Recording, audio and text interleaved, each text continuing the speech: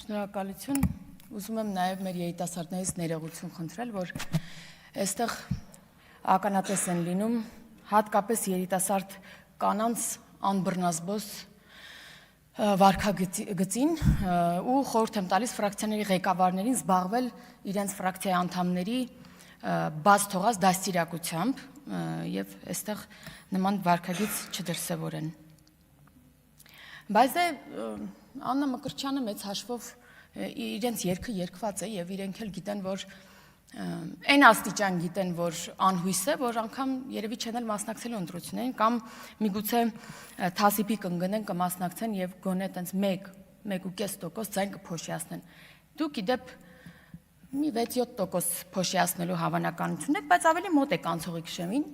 Դրա համար ավելի ճիշտ կլինի մի քիչ հետեւողական լինեք, ինչ եք խոսում։ Այստեղ որ խոսում եք,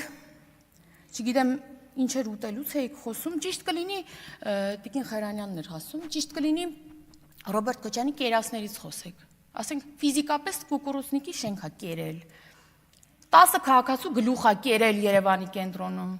Ձեր դաշնակցական գործընկերոջ գլուխն է կերել Արագած սրճարանում։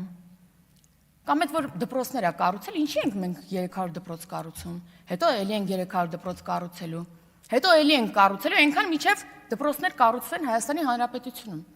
Կամ այդ մանկապարտեզների շենքերից եք խոսում։ Մանկապարտեզների շենք են կառուցել։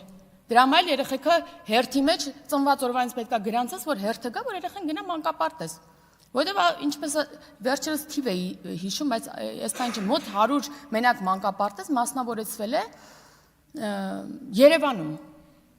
Ինչ որ շենք ֆիզիկապես երևի սովետի ժամանակից թեև այն ցեղել է, բայց մասնավորեցվել է։ Էդ է ձեր ստեղծածը։ Կամ կերասների մասին։ Գույք պարտքի դիմաց ձեր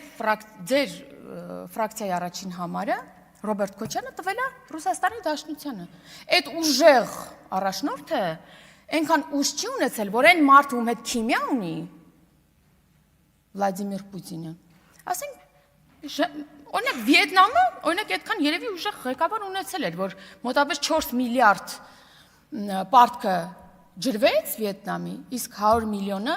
Ռոբերտ Քոչյանը որպես ուժեղ առաջնորդ իր քիմիապես կապված առաջնորդին տվեց Հայաստանի Հանրապետության շատ կարևոր ռազմավարական նշանակության տարբեր գույքեր։ Կամ խոսեք օրինակ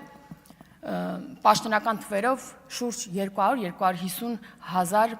արտագաղթած մարդկանցից Ռոբերտ Քոչյանի պաշտոնավարման 10 տարիների ընթացքում սա դեռ պաշտոնական թվերն են։ Այդ մարդիկ ինչի արդյունքում են թողել գնացել Հայաստանի Հանրապետությունից։ Միգուցե ձեր բարձր ժողովրդավարական կառավարման, միգուցե, չգիտեմ, օրինակ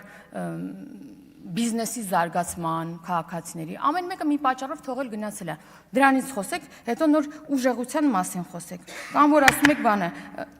ժամանակս լրացավ, բայց կուզեի այդ հարված ընտանիքի, ինքնության, չգիտեմ ինչի մասին խոսել, սահմանադրության մասին եք խոսում, ինչի եք հրաժարվել օրինակ այդ հանձնաժողովում աշխատանքներ կատարելուց։ Ինչի եք հրաժարվել, որովհետեւ գաք այստեղ սկսեք ինչ որ հեքիաթներ հորինեք։ Բա գնայիք այնտեղ ձեր կարծիքն ասեիք։